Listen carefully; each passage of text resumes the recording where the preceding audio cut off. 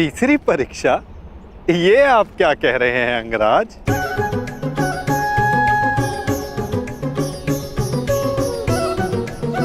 वही जो आप ना समझने का अभिनय कर रहे हैं।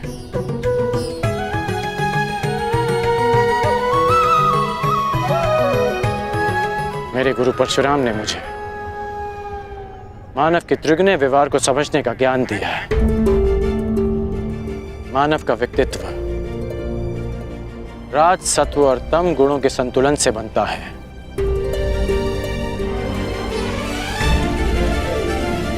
कहते जाओ अंगराज, मैं सुन रहा हूं।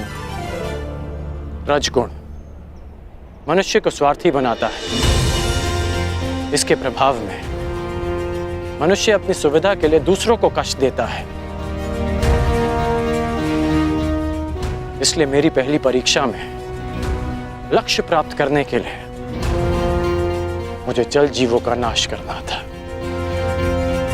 परंतु तुम रजगुण के प्रभाव को संतुलित करने में समर्थ रहे। और दूसरा गुण है सत्व गुण, जो मनुष्य को पवित्र बनाता है।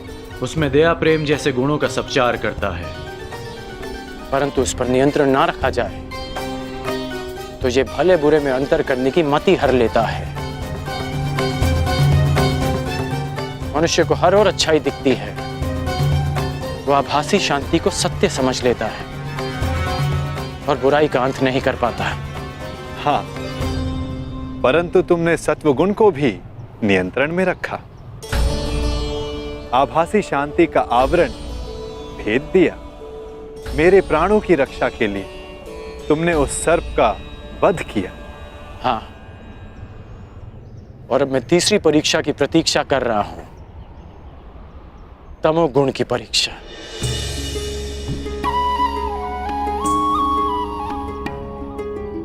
उत्तम, परंतु ये किसने कहा कि तम गुण की परीक्षा अभी चल नहीं रही है?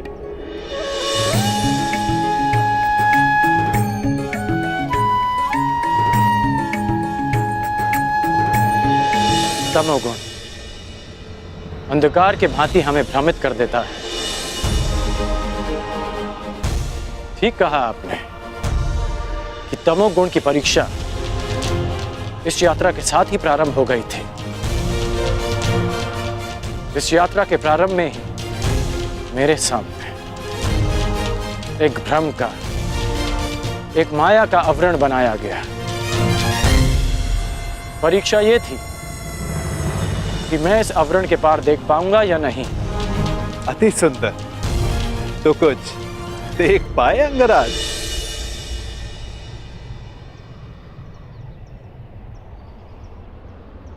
सबसे पहले इस नाटक के सूत्रधार को देखा, नटवर को देखा।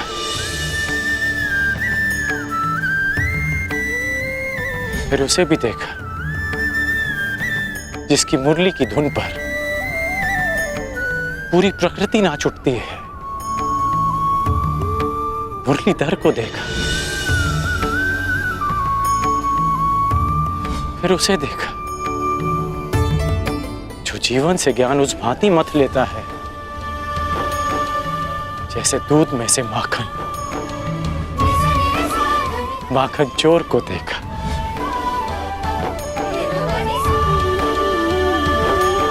और फिर उसे देखा जिसके ये सब रूप हैं।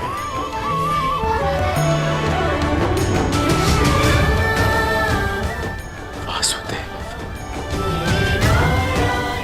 मैंने वासुदेव को देखा।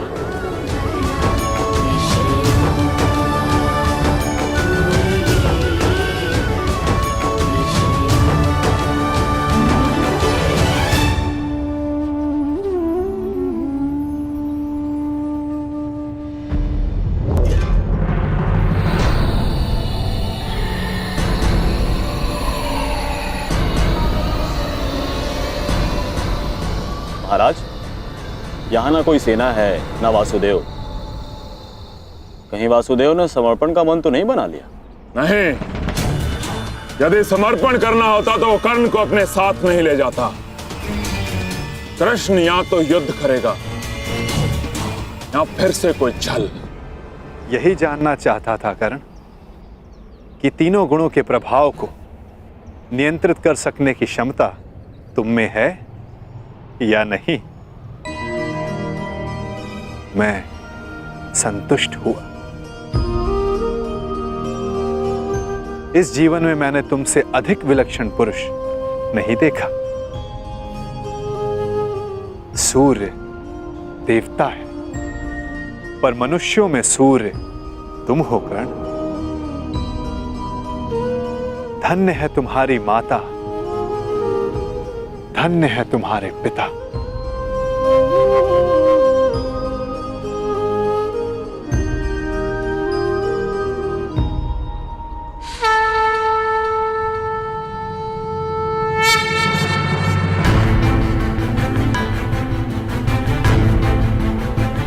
युद्ध की पुकार आ गई है कर्ण। मुझे जाना होगा। युद्ध में सम्मिलित होने का वचन तुम पूरा कर चुके हो। अब यह तुम्हारा निर्णय है कि तुम मुझसे युद्ध करोगे या मेरे पक्ष में रहोगे। जो भी निर्णय लेना सोच समझ कर लेना कर्ण, क्योंकि आज का लिया गया निर्णय भविष्य का निर्धारण करेगा।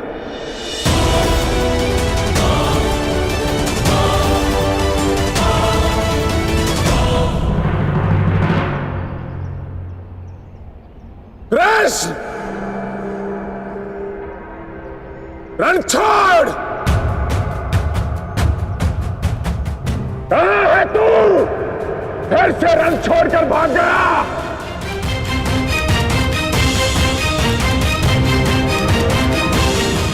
देख रहे हो, सबके समक्ष खड़ा हूं मैं, फिर भी सब मुझे ढूंढ रहे हैं, पुकार रहे हैं।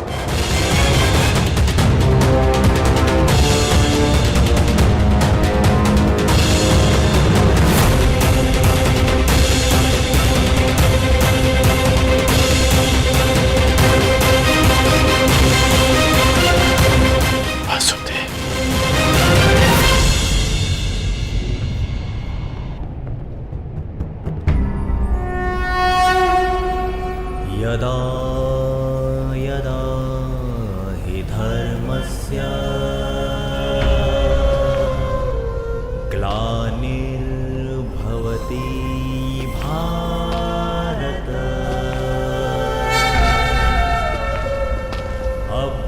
अभ्युत्थानम् अधर्मस्य तदात्मानं सृजाम्यहम्।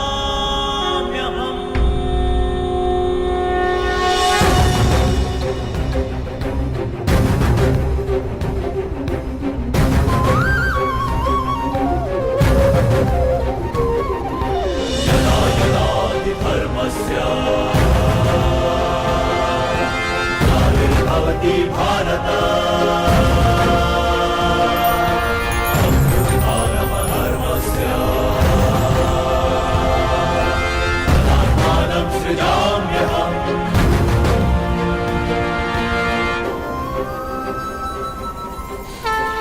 परित्राणाय साधूनां विनाशाय च दुष्कृताम्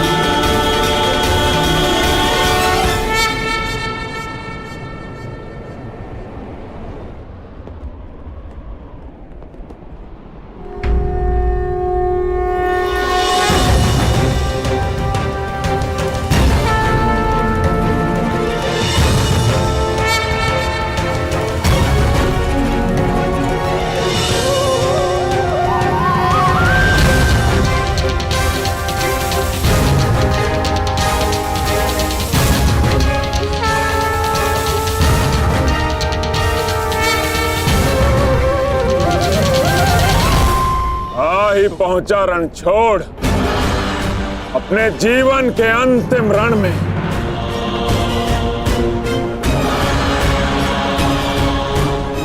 तो कर्ण को छल करके अपने साथ ले गया ताकि युद्ध को टाल सके, और आया भी तो निहत्था बिना सेना के। परंतु फिर भी मैं प्रस्तुत हूं। आज मैं तुझे समाप्त कर दूंगा कृष्ण। विकास के प्रयास को प्रशंसा मिलती है जरासंध, विनाश के प्रयास को नहीं।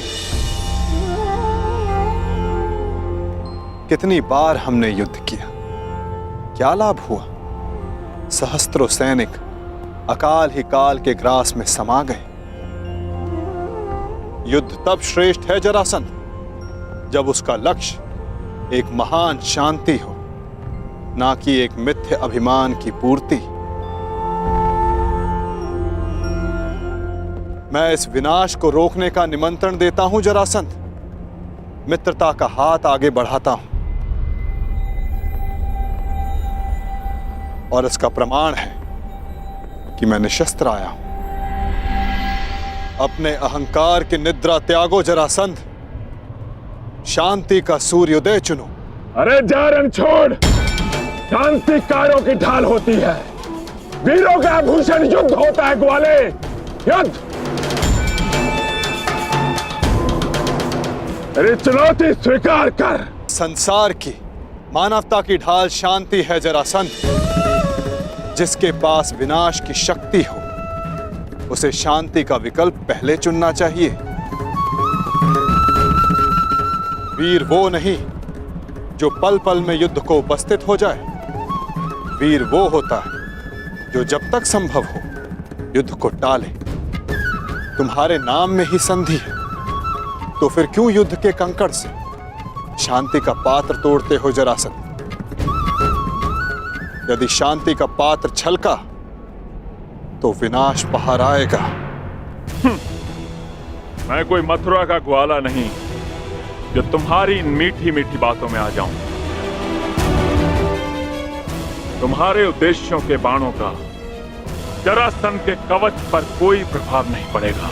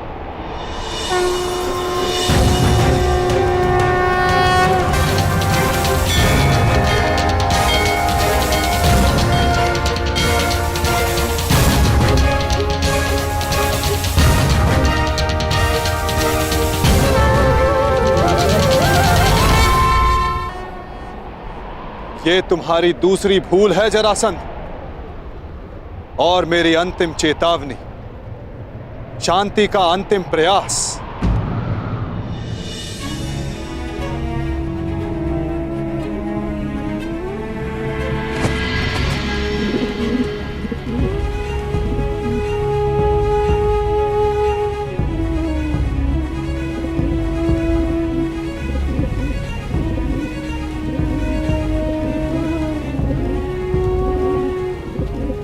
सुन रहे हो जरासंध?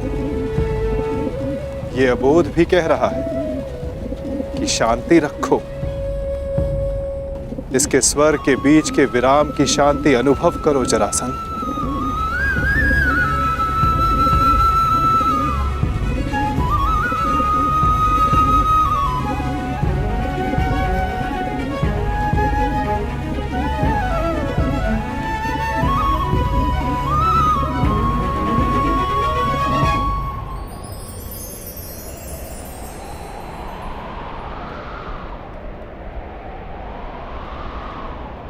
शांति का संदेश लाने वाले परिणाम जानना चाहता है वासुदेव, तो देख।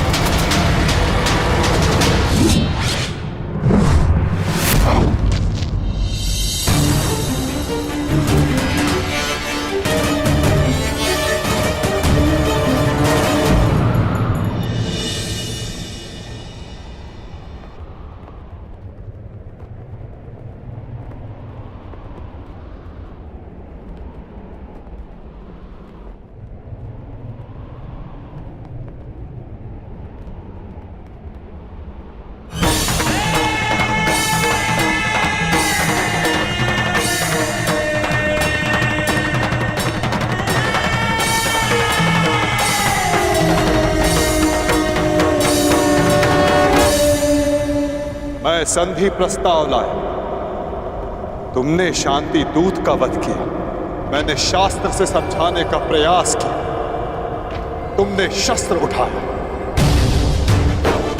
मैं प्रेम लाया था, तुमने युद्ध की मांग की। तुम्हें युद्ध चाहिए जरासंध, तो लो, मैं तुम्हें युद्ध देता हूं।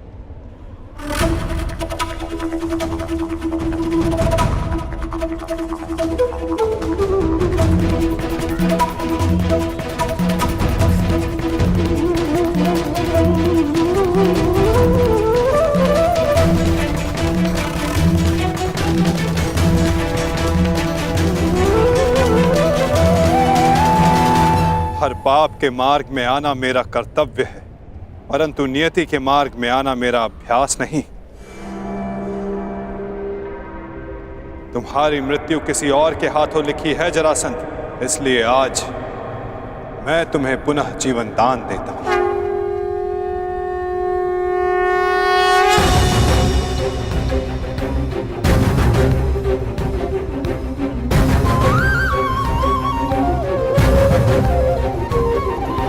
यदा यदा हि धर्मस्य ग्लानिर्भवति भारत अभ्युत्थानमधर्मस्य तदात्मानं सृजाम्यहम्।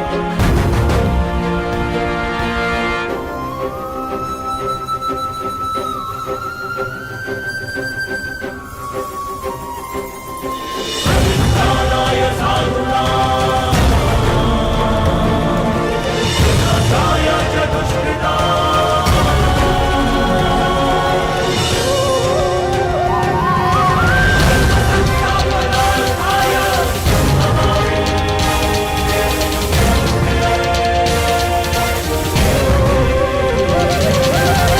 क्या हुआ? युद्ध में सम्मिलित होने आए थे ना? युद्ध नहीं किया? आपने मुझे विकल्प चुनने को कहा, परंतु अवसर नहीं दिया। अब अनुभव हुआ कि मुझे यहां युद्ध में सम्मिलित होने के लिए नहीं, युद्ध का साक्षी बनने के लिए लाया गया था। अनगिनत जरासंधों से भरे इस संसार में एक कर्ण से वार्तालाप करके अच्छा लगा। तुम अब भी भ्रम के पार देख सकते हो कर्ण। युद्ध समाप्त हुआ और तुम्हारे वचन पूर्ति का उपकर्म भी।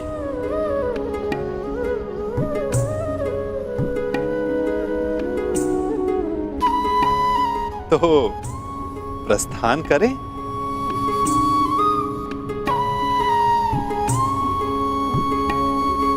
रुकिए।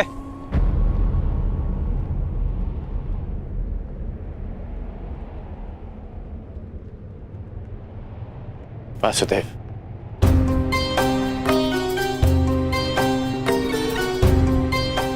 अपने आप नटवर हैं और ना मैं रथी,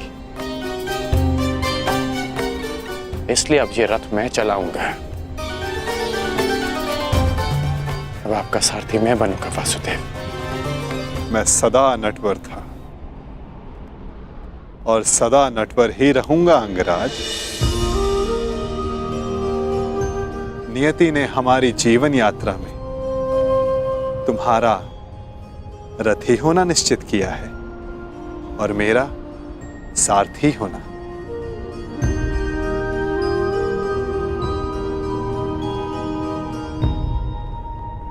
जो मन में है कह डालिए अंगराज। युद्ध ना कर पाने का खेद है? नहीं, क्योंकि जिस युद्ध में आप सम्मिलित हो वहां किसी और का युद्ध करना व्यर्थ है।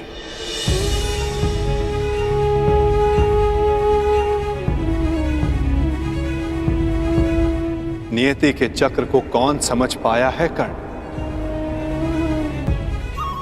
कौन जाने वो दिन आए कि हम दोनों युद्ध में सम्मिलित हों और मैं सम्मिलित होकर भी शस्त्र ना उठाऊं।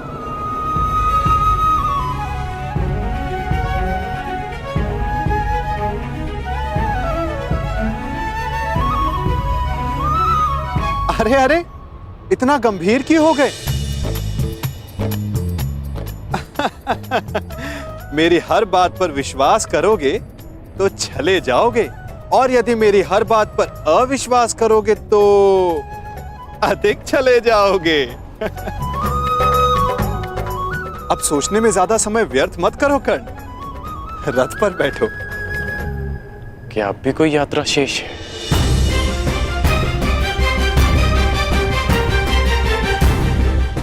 यात्रा तो अनावृत नियम है कर्ण। तुम्हारी मगध की यात्रा समाप्त हुई, हो सकता है कहीं और किसी नई यात्रा का प्रारंभ करने जा रहे हो।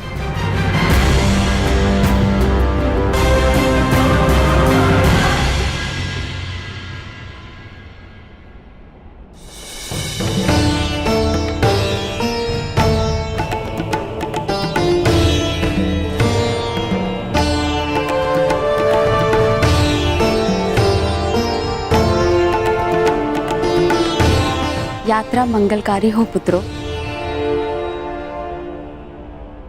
हाँ युवराज, तुम्हारी कीर्ति की अग्नि से वारणावत की हर दिशा प्रकाशित हो।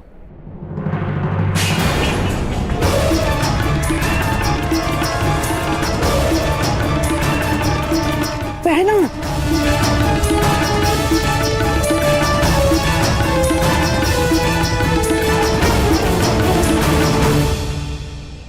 ये तो अपशगुन है। यात्रा प्रारंभ करने से पूर्व आरती की थाली गिरना ये अशुभ संकेत है। मुझे लगता है कि आप लोगों को ये यात्रा स्थगित कर देनी चाहिए।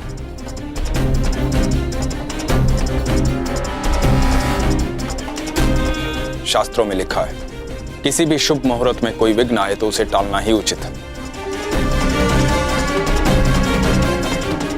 भ्राता विदुर कह रहे हैं तो यात्रा स्थगित ही कर देनी चाहिए।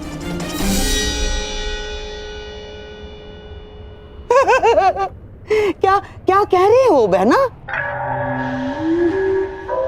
अरे अग्नि तो पवित्र होती है और कदाचित अग्निदेव ये संकेत दे रहे हैं कि इस यात्रा में वो पांडव भांजों के साथ ही है।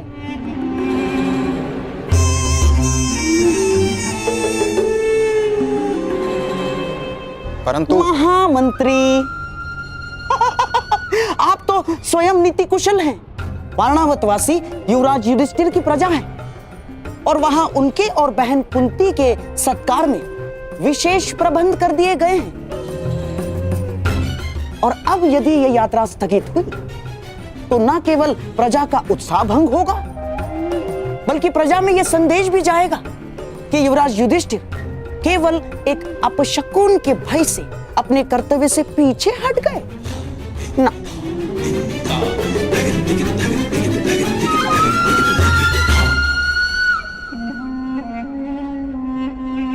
महामंत्री, ये युवराज युधिष्ठिर का अपयश होगा।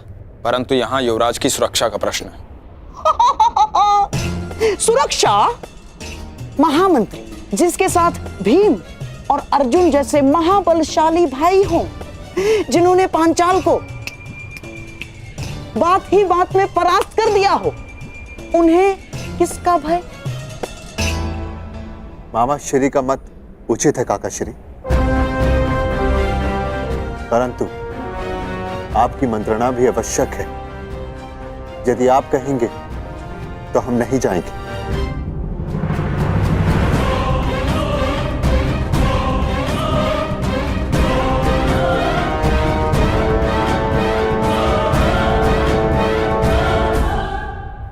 क्या आज्ञा है काका श्री? ठीक है युवराज, आप प्रस्थान करें।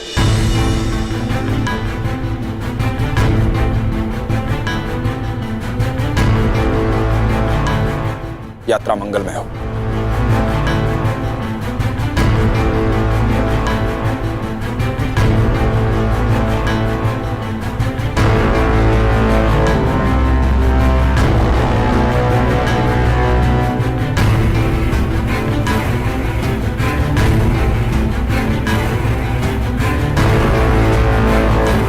चलिए माता श्री।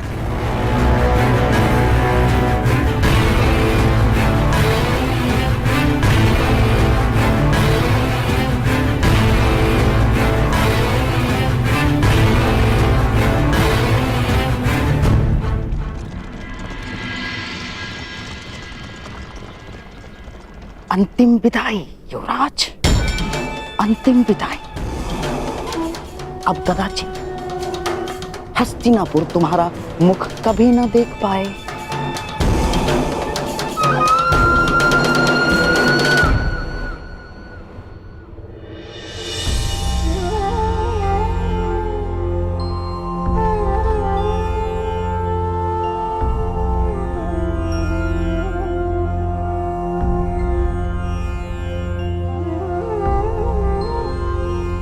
वासुदेव,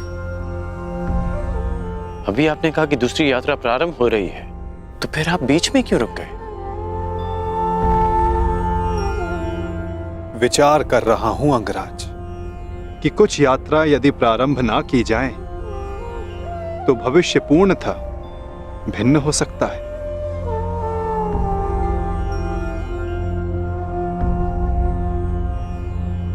मैं आपकी ये पहेली भी समझ नहीं पाया।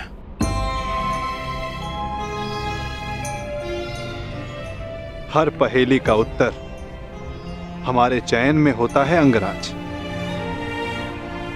और भविष्य चयन पर निर्भर करता है। जीवन जीने के सदैव दो विकल्प होते हैं। एक विकल्प होता है इस पाषाण खंड की भांति, जो अपने अहंकार, अपने हठ, अपनी जड़ता के बोझ के कारण भारी और कठोर हो जाता है, जो ना अपना चुना हुआ मार्ग बदलता है और ना ही अपने विचार। उसका प्रारब्ध इस पाषाण खंड की तरह होता है।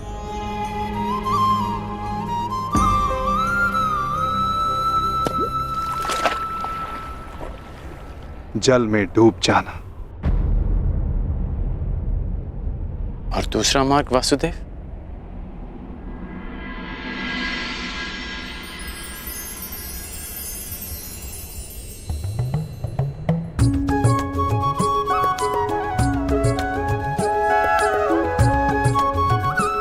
भक्ति मार्ग, इस मोर पंख की भांति हल्का,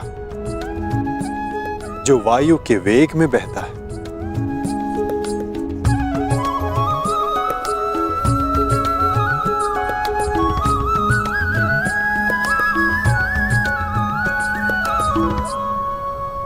जो इस मोर पंख की भांति होते हैं, वे अपने आप को ईश्वर की इच्छा के हाथों ऐसे समर्पित कर देते हैं जैसे इसने स्वयं को वायु को समर्पित किया। इसीलिए वायु उन्हें किसी भी ओर ले जाए, वे सदैव ईश्वर की गोद में रहते हैं। यदि हर बात में ईश्वर की इच्छा है और प्रकृति भी ईश्वर की गोद है, तो ये पाषाण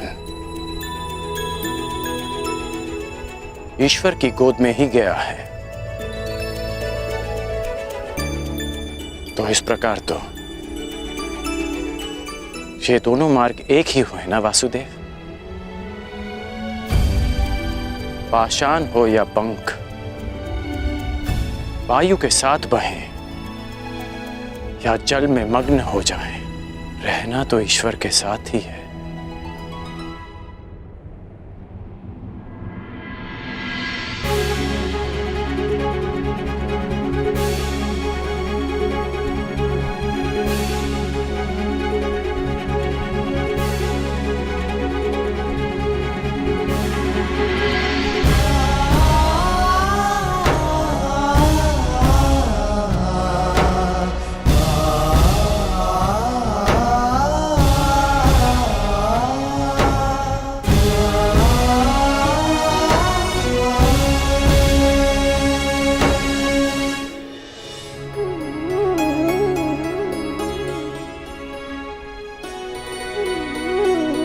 मैं हमेशा तुम्हारी प्रशंसा करता आया, परंतु आज तुमने मेरा सम्मान अर्जित किया है कर्ण।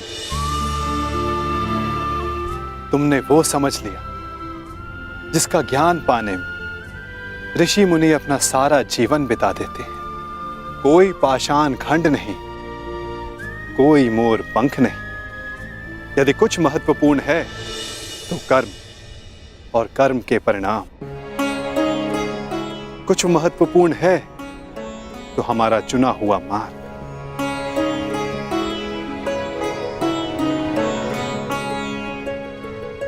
बहुत ज्यादा सोचते हो अंगराज, बहुत समय भी व्यर्थ करते हो।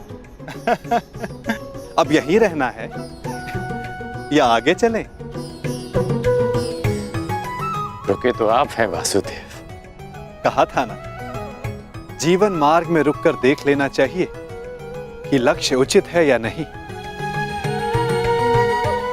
और हमारा मार्ग हमारे साथ छल तो नहीं कर रहा है।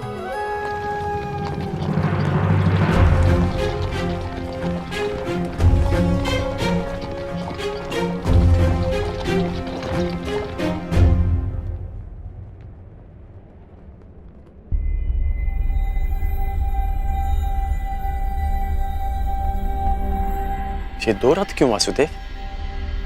क्योंकि यहां से दो मार्ग जाते हैं कर्ण, एक हस्तिनापुर को और दूसरा पांचाल को। तो अचानक आप पांचाल जा रहे हैं?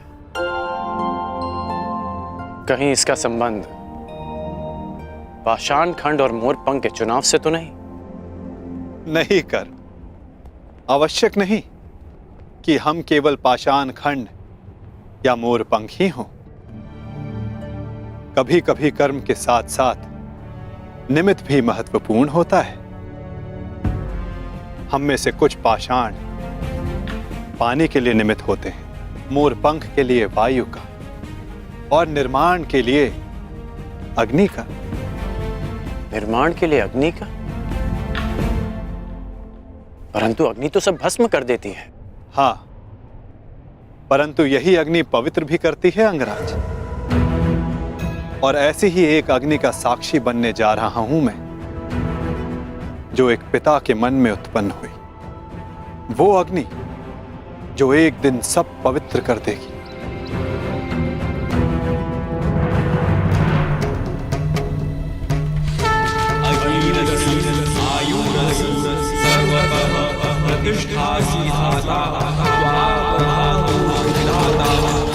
हमारे प्रतिशोध की अग्नि शांत करने के लिए दो अतिथि शीघ्र प्रस्तुत होंगे द्रौपद। मैं भी उनके स्वागत के लिए आतुर हूं ऋषिवर। तब से जब से द्रोण ने मेरा अपमान किया। ये कैसी विचित्र अग्नि है द्वारकाधीश? अग्नि अग्नि होती है कर्ण। हाँ, उत्पत्ति का कारण और उद्गम भिन्न हो सकते हैं। लालच की अग्नि, घृणा की अग्नि, छल कपट की अग्नि। आशा करता हूं जब कभी ऐसी अग्नि से तुम्हारा सामना होगा तो तुम उचित निर्णय लोगे कर्ण। एक बात का आश्चर्य है वासुदेव, आप पांडवों के ममेरे भाई हैं, तो मुझे लगा कि आप मुझे कुमार दुर्योधन से दूर करने का प्रयास करेंगे, परंतु आपने ऐसा नहीं किया। क्योंकि सारथी का कार्य केवल मार्ग दिखाना होता है अंगराज, चयन तो रथ ही करेगा। फिर भी यदि समय आने पर चुनाव करना पड़ा तो किसका चुनाव करोगे अंगराज?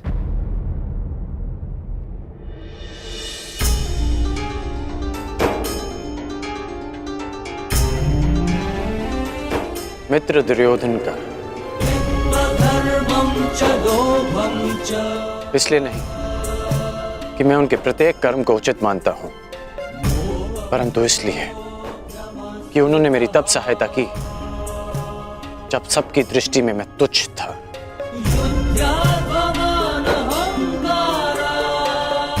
मैं पाषाण होने का विकल्प चुन चुका हूं, क्योंकि जल रूपी निमित्त बनकर दुर्योधन ने मुझे संभाला। चयन तुम्हारा है अंगराज, परंतु स्मरण रखना, हम कर्म चुनते हैं और कर्म हमारा परिणाम चुनता है।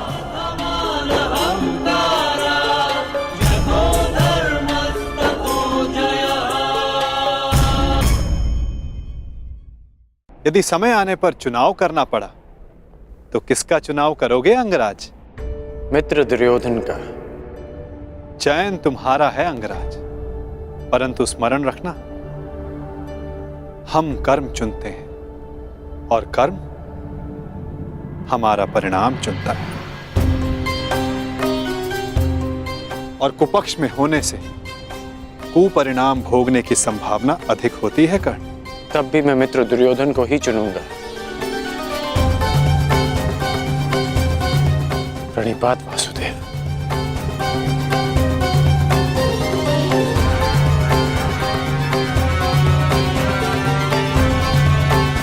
विदा कर्ण।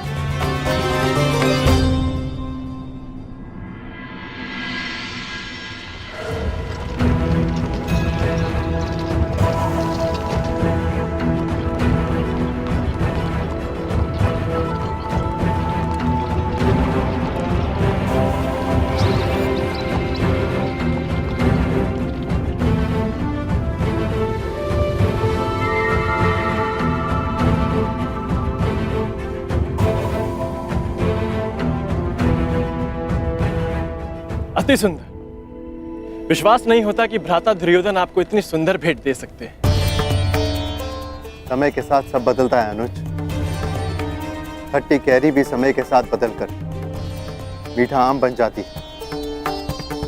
अनुज, दुर्योधन को भी दूसरा अवसर अवश्य मिलना चाहिए।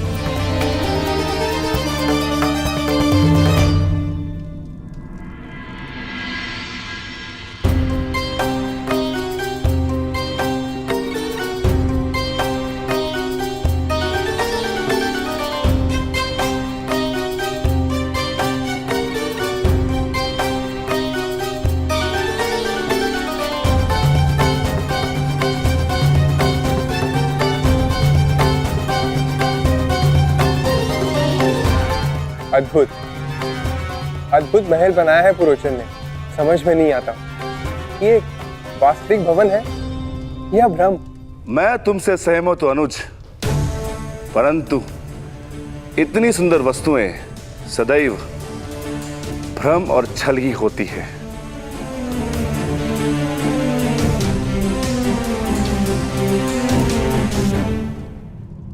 तो कौन सी भूल हो गई मामाश्री? पुरोचन केवल यही संदेश देने तो आए हैं कि पांडव लक्ष्य ग्रह पहुंच चुके हैं। तुम समझते क्यों नहीं हो दुर्योधन? जितने विघ्न शुभ कार्य में पड़ते हैं उससे कई अधिक विघ्न अशुभ कार्यों में पड़ते हैं। उस दिन मैंने राजसभा में बात पलट दी। कहा कि तुम अपने भाइयों के लिए महल बनवा रहे हो, और अब यदि इस पुरोचन को यहां किसी ने देख लिया तो?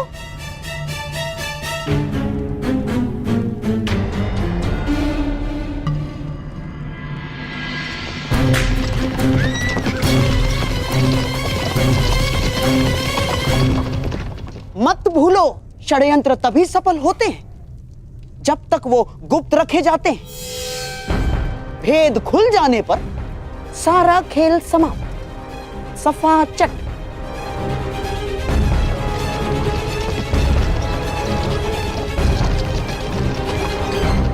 और तुम अपनी बुद्धि लाक्षागृह की नींव में डाल के आए हो। यहां बार बार आने से किसी को संदेह हुआ तो शीघ्र ही यहां से निकलो, इससे पहले कि यहां तुम्हें कोई देख ले।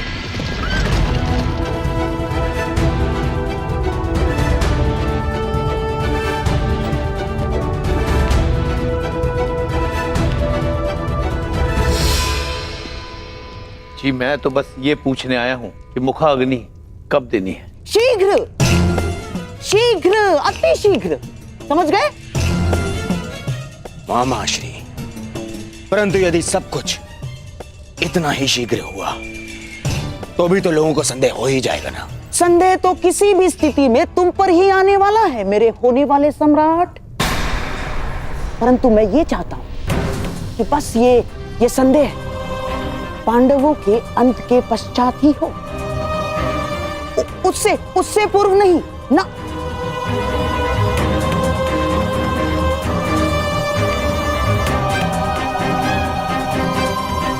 अब देख क्या रहे हो? जाओ। रुको पुरोचन, कहते हैं कि बड़े भ्राता को अग्नि अनुज ही देता है।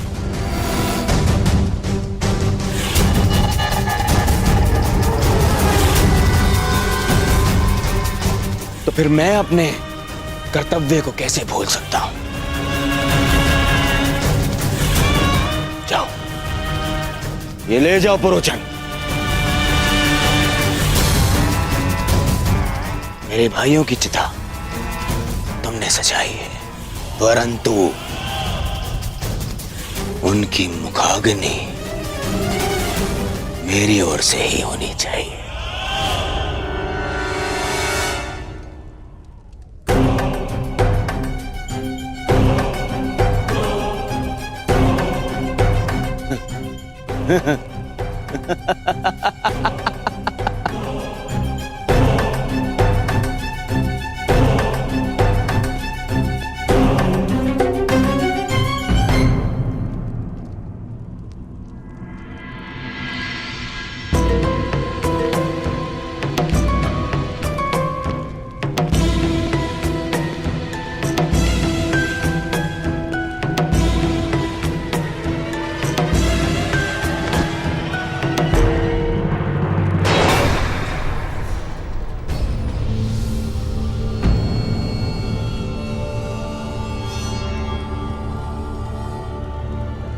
रोचन महोदय, इतनी शीघ्रता में कहां जा रहे थे आप? वर्णावत। मैंने आपकी सामग्री गिरा दी, मैं ही इसे उठा देता। सावधान अंगराज, ये अग्नि कहीं आपको जला ना दे।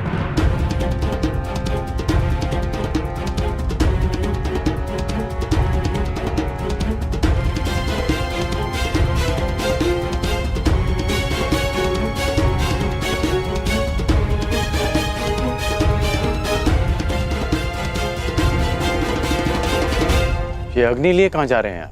ये अग्नि नहीं है अंगराज, ये वो प्रकाश पुंज है जो हस्तिनापुर का भविष्य बदल देगा, और साथ में आपका और मेरा भी, क्योंकि हम दोनों विजेता के पक्ष में हैं। अब मुझे आज्ञा दीजिए।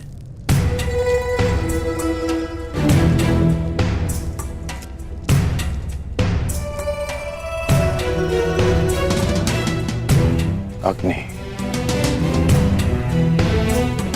प्रकाश पुंज, हस्तिनापुर का परिवर्तित भविष्य, विजेता का पक्ष, इस सब का क्या अर्थ हुआ? अग्नि अग्नि होती है कर्ण, लालच की अग्नि, घृणा की अग्नि, छल कपट की अग्नि। आशा करता हूं कि जब तुम्हारा सामना ऐसी किसी अग्नि से होगा तो तुम उचित निर्णय लोगे कर्ण। कर्ण, ये है पुरोचन, ये हमारे लिए युद्ध लड़े। युद्ध करे बिना पांडवों को कैसे परास्त किया जा सकता है? ऐसा कौन सा मार्ग है? मार्ग है, उन्हें भान भी नहीं होगा और उनका अस्तित्व सदैव के लिए मिट जाएगा। अग्नि, प्रतिशोध, पुरोचन का व्यवहार और वासुदेव कृष्ण की चेतावनी, इन सब में कोई संबंध है, और इस संबंध का उत्तर केवल मित्र दुर्योधन के पास है।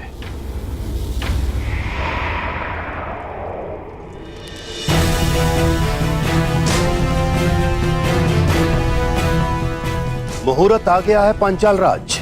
यज्ञ की पूर्णाहुति के लिए यहाँ महारानी का होना आवश्यक है। मैंने महारानी को यहाँ आने के लिए संदेशा तो भिजवाया था, परंतु मेरी समझ में नहीं आ रहा है कि महारानी को यहाँ आने में इतना विलंब क्यों हो रहा है। समय, मुहूर्त और ग्रह दशा किसी की प्रतीक्षा नहीं करते पांचाल नरेश। यही क्षण पूर्ण आहुति के लिए उपयुक्त है। यदि आहुति ना दी गई तो सारे प्रयास निष्फल हो जाएंगे। क्या महारानी के अतिरिक्त और कोई विकल्प नहीं है ऋषिवर? ये यज्ञ है पांचाल नरेश, नियमों से बंधा है, इसमें विकल्प की कोई संभावना नहीं। ओम अग्नि मिली पुरोहितम, यज्ञासा देव अमृत विजम, होता राम रतन धात्मम।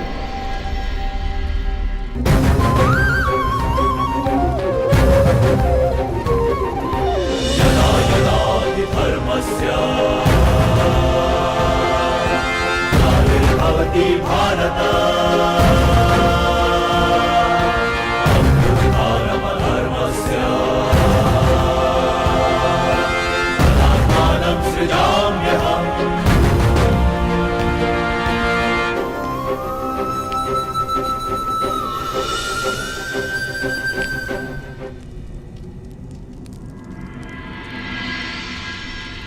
विचित्र बात है, प्यासे के समक्ष जल रखा है और वो प्यास बुझाने का विकल्प ढूंढ रहा है। मैं आपके कहने का अभिप्राय समझा नहीं वसुदेव। अग्नि से बड़ा ना कोई पुरोहित है, ना उससे बड़ा कोई होत्र, ना उससे बड़ा कोई वरदायक, ना ही इच्छा पूर्ति का स्रोत। अयोनिज के लिए यही गर्भ है। जब अग्नि आपके समक्ष प्रस्तुत हो तो विकल्प क्यों ढूंढ रहे हैं पांचाल नरेश? क्या मैंने कुछ अनुचित कहा मुनियाज? परंतु ये प्रयोग अगर विफल रहा तो ये यज्ञ भंग भी हो सकता है। एक मनुष्य पुनः ये यज्ञ नहीं कर सकता। परंतु यदि इसी समय पूर्ण आहुति ना दी गई तो भी ये यज्ञ निष्फल होने ही वाला है ना। सोच क्या रहे हैं पांचाल नरेश? समय हाथ से जा रहा है। यज्ञ अग्नि प्रचंड हो रही है।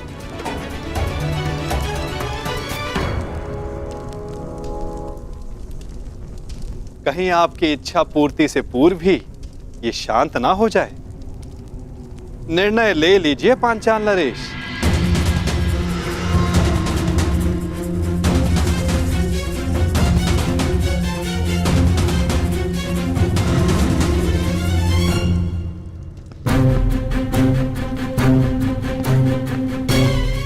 इतनी शीघ्रता से कहां जा रहे हो अंगराज कर्ण?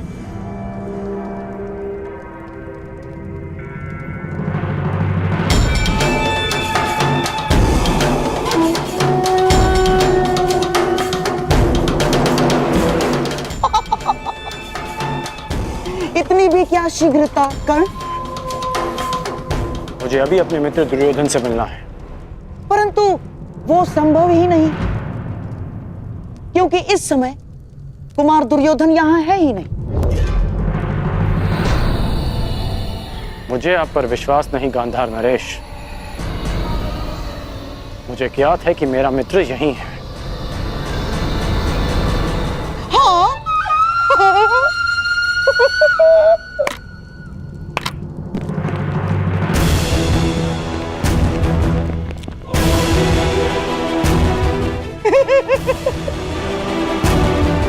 अब तो तुम समझ लो कि शकुनी नहीं चाहता कि तुम दुर्योधन से मिलो।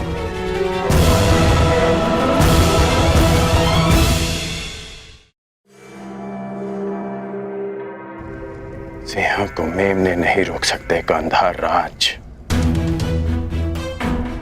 और आप ये भली भांति जानते हैं कि आपके ये सैनिक कर्ण को नहीं रोक पाएंगे। परंतु मेरे होने वाले सम्राट का आदेश तो रोक सकता है ना अंगराज कर्ण। तो उनका आदेश था कि तुम अंग प्रदेश जाकर वहां का कार्यभार संभालो। और हां, जब उन्हें तुमसे मिलने की आवश्यकता होगी तो तुम्हें संदेश भिजवा दिया जाएगा। हाँ? ठीक उसी तरह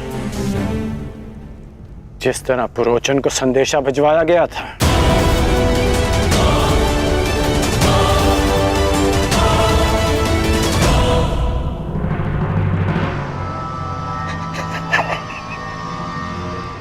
कुमार दुर्योधन के प्रति तुम्हारी निष्ठा की सराहना करता हूं मैं कर्ण, परंतु निष्ठावान तो पालतू कुत्ते।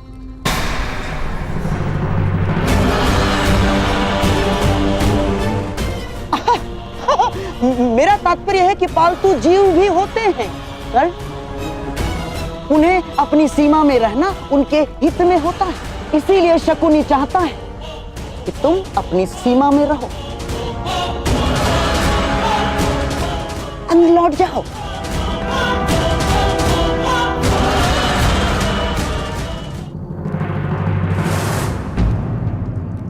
अंगराज कर्ण, इस उदाहरण पर क्रोध आ रहा है।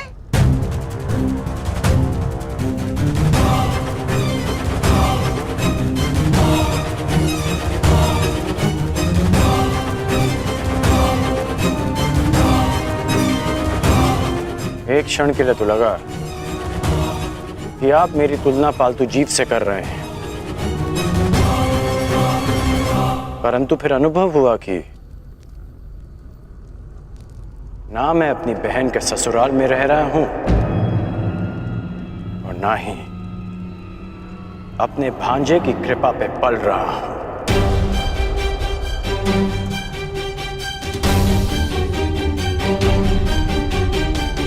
इसलिए आपका यह संकेत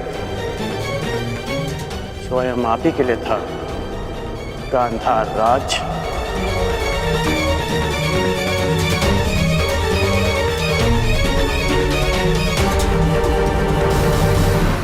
क्या हुआ?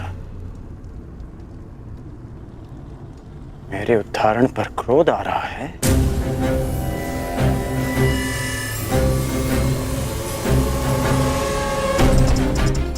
मैं अब तक आपका सम्मान इसलिए करता रहा क्योंकि आप मेरे मित्र के मामा हैं। हम दोनों में केवल एक समानता है कि हम दोनों कुमार दुर्योधन के शुभ चिंतक हैं, और जब जब आपका कार्य मेरे मित्र के हित में होगा तब तक मैं आपको सहन करता रहूंगा। परंतु यदि मेरे मित्र को अनुचित मार्ग पर ले जाने का प्रयास किया तो मैं भूल जाऊंगा कि आप मेरे मित्र के मामा हैं।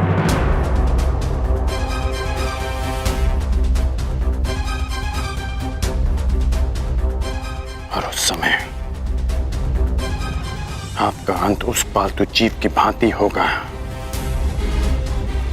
जिसका आप अभी उदाहरण दे रहे थे। पुरोचन यहां क्यों आया था और उसका क्या लक्ष्य है, ये तो मैं जानकर ही रहूंगा।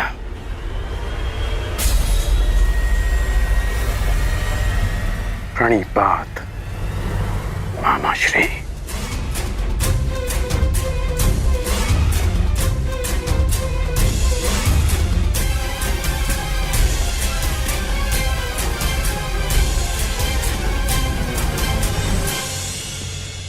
जब तक तुम्हें यह ज्ञात होगा कि पुरोचन यहां क्यों आया था, तब तक पांडव भस्म हो चुके होंगे।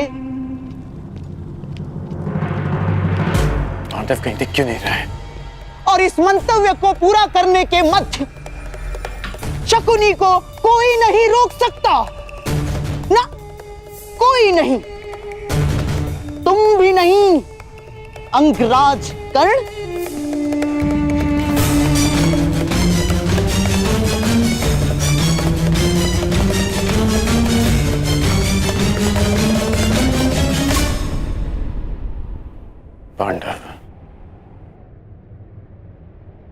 पांडव ही मित्र दुर्योधन के शत्रु हैं। वो महल में नहीं दिखे, वो यहां नहीं है, कहां जा सकते हैं वो? वारनाव्रत।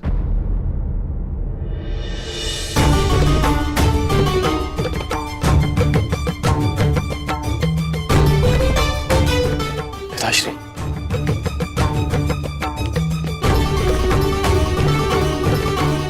आयुष्मान भव। पांडव वारनाव्रत में? हाँ, वारनाव्रत।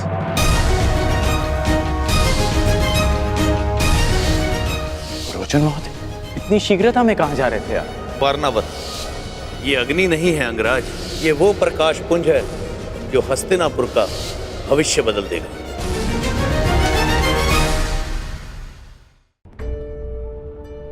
पांडव वारनाव्रत में? हाँ, वारनाव्रत। और माता कुंती? वो भी उन्हीं के साथ है। देवी कुंती के सम्मान में वारनाव्रत में एक समारोह रखा गया है। सुना है कुमार दुर्योधन ने पुरोचन से एक अति सुंदर महल पांडवों के लिए बनवाया है।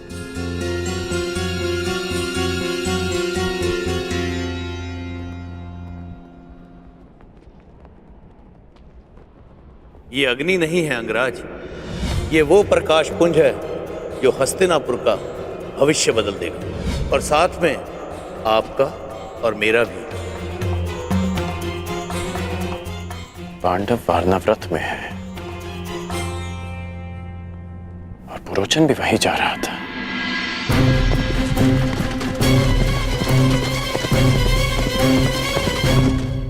और मित्र दुर्योधन के मन में अचानक पांडवों के प्रति प्रेम कहां से उत्पन्न हो गया? कर्ण, ये हैं पुरोचन, ये हमारे लिए युद्ध लड़े। युद्ध करे बिना पांडवों को कैसे परास्त किया जा सकता है? ऐसा कौन सा मार्ग है? मार्ग है, उन्हें भान भी नहीं होगा और उनका अस्तित्व सदैव के लिए मिट जाएगा।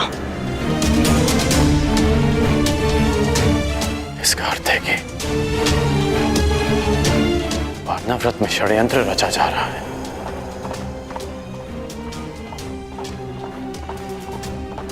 इसलिए गांधार नरेश मुझे दुर्योधन से मिलने नहीं दे रहे थे।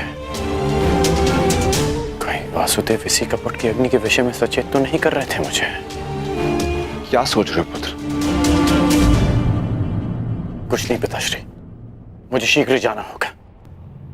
कहां?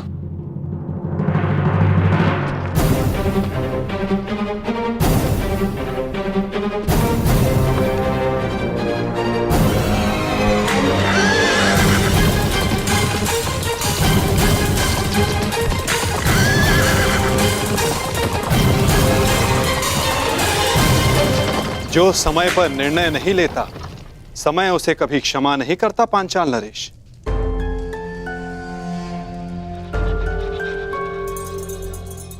अग्नि को गर्भ मानकर पूर्ण आहुति प्रदान करे ऋषिवर। अवश्य।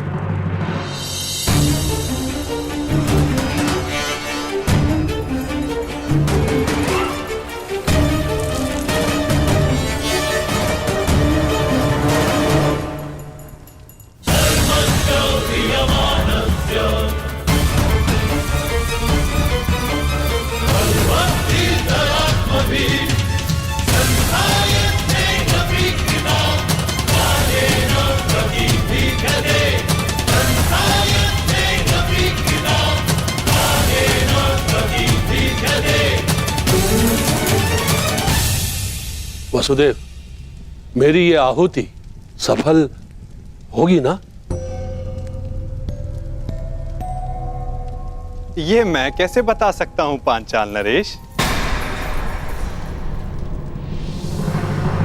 जब आप जानते ही नहीं थे, फिर ये सुझाव क्यों दिया? मैंने तो वही कहा जिसका वर्णन पवित्र वेदों में है। नहीं, आप मेरा यज्ञ भंग करना चाहते थे। मैं जानता हूं वसुदेव, आप द्रोणाचार्य को सुरक्षित रखना चाहते हो।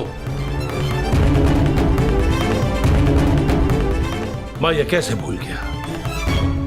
भूल गया कि उन पांडवों के संबंधी हो आप। हस्तिनापुर को मेरे प्रतिशोध से बचाना चाहते हो आप, और मुझे असफल देखना चाहते हो आप। अपने क्रोध के अश्वों को संभालिए पांचाल नरेश। यज्ञ भंग करने की इच्छा रखने वाले पूर्ण आहुति का समय आने तक की प्रतीक्षा नहीं करते। मैं ना हस्तिनापुर के पक्ष में हूं, ना पांचाल के। मैं तो नियति के पक्ष में हूं, धर्म स्थापना के पक्ष में हूं।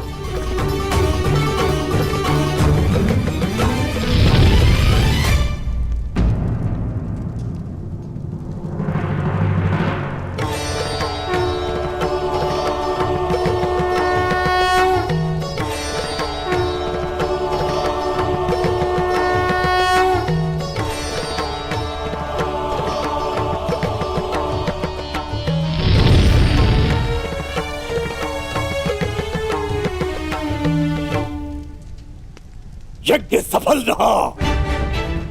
आपका पुत्र जन्म लेने वाला है। धन्यवाद ईश्वर, धन्यवाद।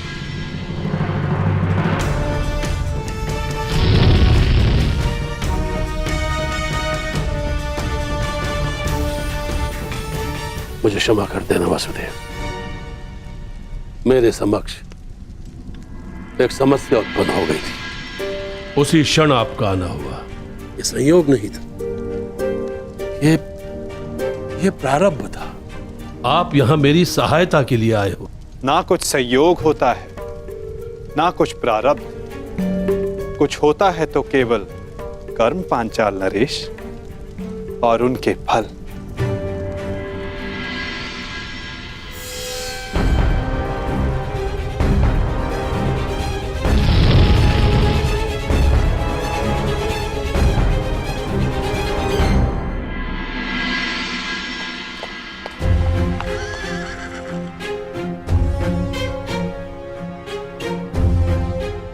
बड़ा दुख होता है, मेरा इतना सुंदर महल, मेरी इतनी सुंदर कृति कल प्रातःकाल राख का ढेर होगी, अपने भीतर उपस्थित अतिथियों समेत।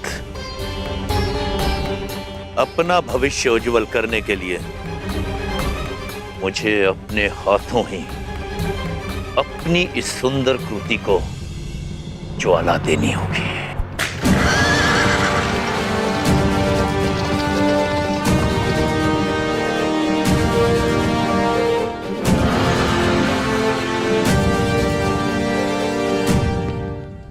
प्रणाम युवराज। बड़ा विलंब कर दिया आपने आने में पुरोचन महोदय। मुझे भूख लग रही है और आपकी भार्या और बालक इस हट पे अड़े हैं कि आप ही के साथ भोजन करूं। विलंब के लिए क्षमा चाहता हूं कुमार भीम, अब आपके भोजन में विलंब नहीं होगा। वैसे आपको ये मेरा बनाया महल कैसा लगा? ठीक है, कुछ कमियां हैं जिन्हें सुधारा जा सकता है। रोचन के निर्माण में कमी निकालना ठीक वैसा ही है जैसा ब्रह्मा जी की सृष्टि में दोष ढूंढना। रुष्ट मत होइए पुरोचन महोदय, अनुज भीम की यह व्यक्तिगत सोच है, परंतु सत्य यह है कि यह महल वास्तविकता में अनोखा है। इसकी तुलना संसार के किसी भी निर्माण से नहीं की जा सकती। प्रशंसा के लिए धन्यवाद युवराज। आइए भोजन करते हैं। कुमार भीम, कल प्रातः काल तक आपको कोई कमी नहीं मिलेगी इस महल में।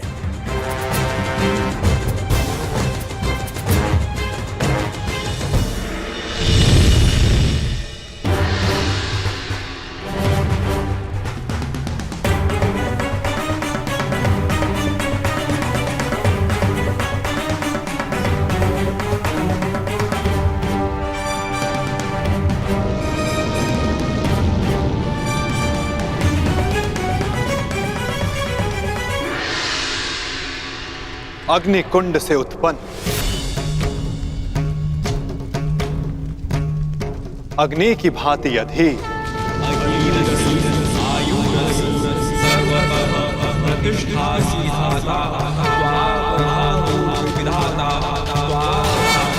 साहसी,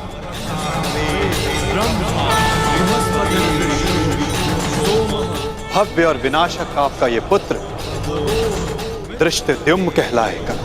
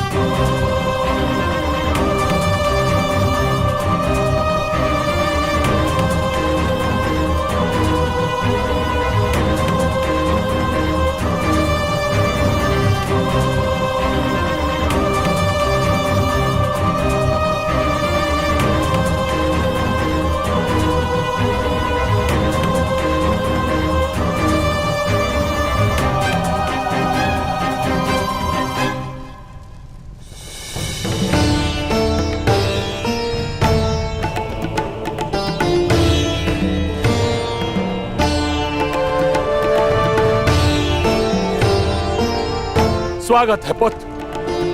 दृष्ट तुम मेरी कठोर तपस्या का फल हो।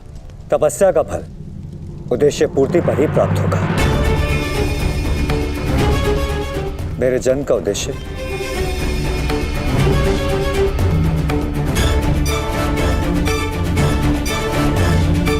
तुम्हारा अहंकार, उस पर विजय पाना शेष है जिसे मैं पाकर रहूंगा। आज मैं एक राजा का पिता हूं और तुम कुछ भी नहीं द्रौपद। इसलिए मैं भारद्वाज पुत्र द्रोण, हस्तिनापुर राजगुरु द्रोण, पांचाल का आधा राज्य द्रुपद को दान में देता हूं।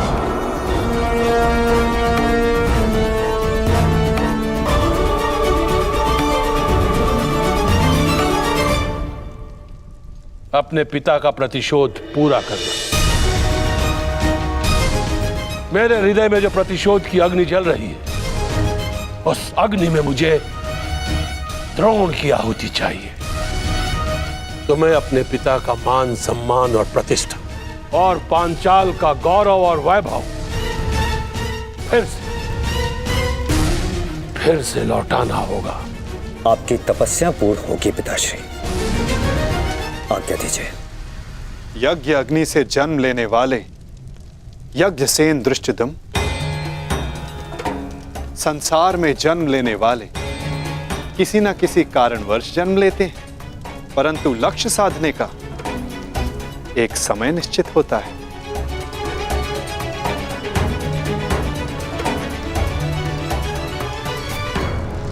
अग्निशिखा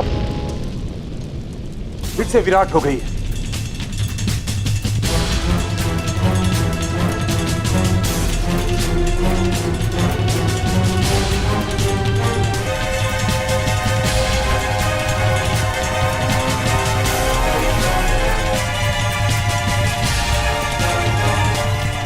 प्रतीत होता है कि आज अग्नि बहुत अधीर है मुनि। आज जैसे अग्नि का सर्वत्र साम्राज्य है, हर दिशा हर ओर भिन्न भिन्न प्रकार की अग्नि गर्जना कर रही है। प्रतिशोध की अग्नि।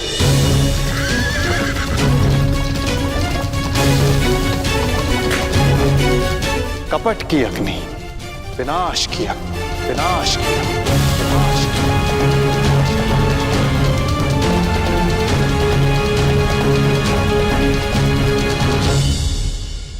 सब तैयार है ना? मसाले ठीक से डाल दिए थे? हाँ, सब वैसा ही बना है जैसा आपने कहा था।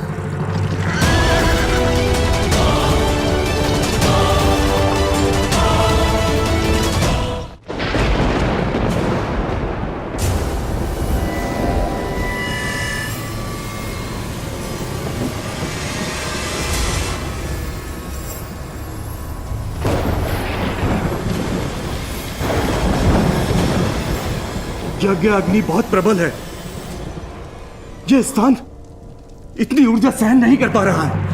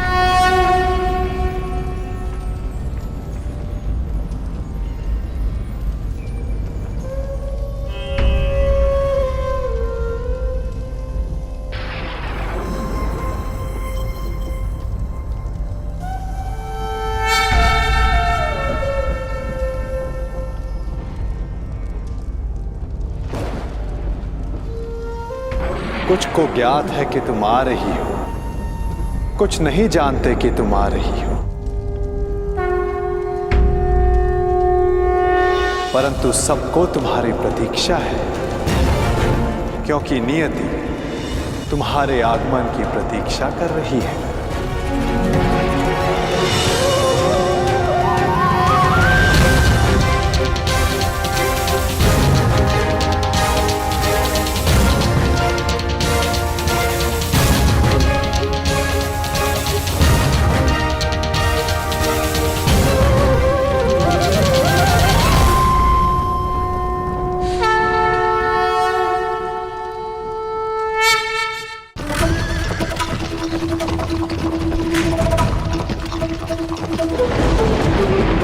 पांचाल नरेश, ये गुफा और अधिक समय तक नहीं रह पाएगी। ये अग्नि सबको निगल जाएगी, सबको निगल जाएगी। पांचाल नरेश, आप यज्ञांशी हैं, अर्थात इस यज्ञ को समाप्त करने की अनुमति दें। अग्नि को गर्भ माना है ना, तो उसके तप को भी सहना होगा। पांचाल नरेश, यज्ञ प्रारंभ किया है तो उसके संपन्न होने की भी प्रतीक्षा करनी होगी। जीवन में कभी नियति पर विश्वास किया है? ईश्वर में आस्था रखी है? तो फिर अब विश्वास करो। आज नियति का चक्र अपना मार्ग बदलेगा। आज की रात्रि विश्वास की रात्रि है। परिवर्तन के प्रथम सोपान की रात्रि है। ईश्वर के सामने नियति के समक्ष समर्पण की रात्रि है।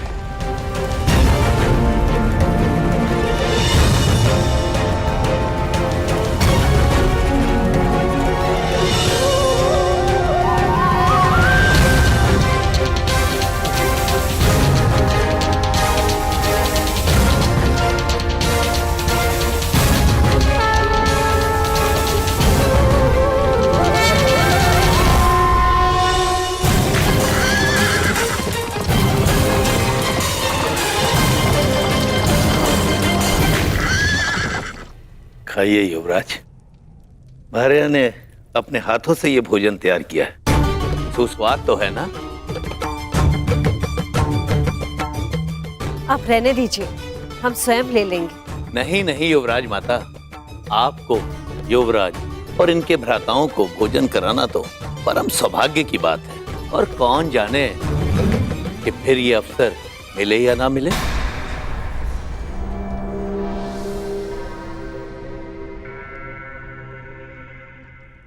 क्योंकि कल तो आप जाने वाले हैं ना?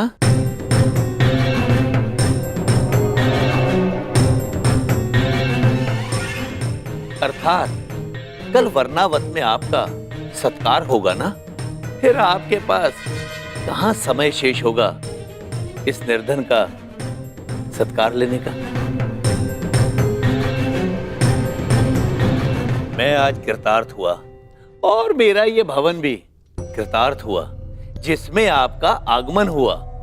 ठीक है, तो आप भी यहाँ विराजिए। नहीं नहीं राजमाता, राज परिवार के साथ बैठकर भोजन करने का सामर्थ्य और दुस्साहस मुझ में कहां। पहले आप तृप्त हो जाइए, उसके बाद प्रसाद समझकर हम भी खा लेंगे।